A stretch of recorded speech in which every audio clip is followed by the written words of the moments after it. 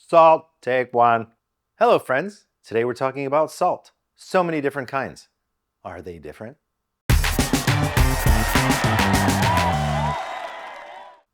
The three that we're going to talk about today are the pink Himalayan salt, coarse kosher salt, and iodized table salt.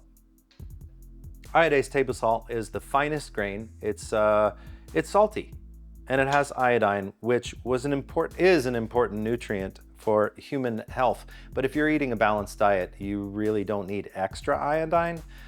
But it is traditionally iodized and it has been since 1946. Coarse kosher salt. If you didn't know, kosher or koshering of meat is a traditional practice where they don't have any other additives. It's just salt, and it is approved for kosher use. Hence the name kosher salt. But it's usually a coarser grain. This is the one I personally cook with. It's a great all-around salt. It's just salt, nothing else. And then you have the oh so trendy pink Himalayan salt. It has trace minerals and impurities in it that give it a pink color, and a lot of people are talking about health benefits of it, but they are trace minerals in such low quantities that research has shown that there are no additional health benefits from it.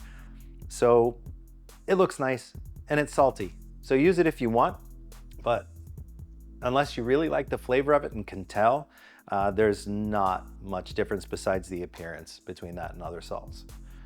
So those are your three basic types. They're all sodium chloride.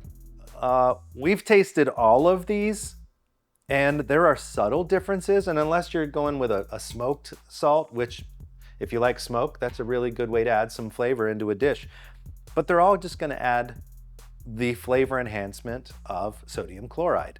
So if you have pink salt, use it. If you have table salt, use it.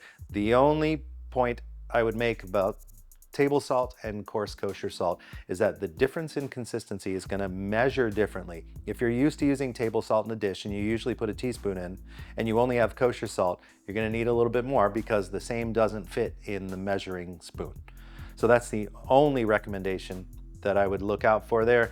If you're using kosher salt and have to switch to table, use 25% less. There are flavored salts out there, like the smoked salts. Play with those. They can add some more flavor to your dish. But the subtleties of the different types of sea salt are really just going to get lost in any kind of cooking. You can use a light flaky salt to finish something on the top of the dish. If you find a sea salt that you think is really outstanding, sprinkle it on the top of ice cream, sprinkle it on top of brownies. It's a flavor enhancer. You've heard of salted caramel, things like that. Salt will bring out the flavors of a lot of things, even sweet things. Like we always say, taste your ingredients. Try them. Buy the sea salt, buy the Celtic sea salt, buy the pink Himalayan salt. Taste them. There's going to be subtle differences, but end of the day, it's salt. Hope you learned something about salt today. It's salty. Like, share, and subscribe. See you next time.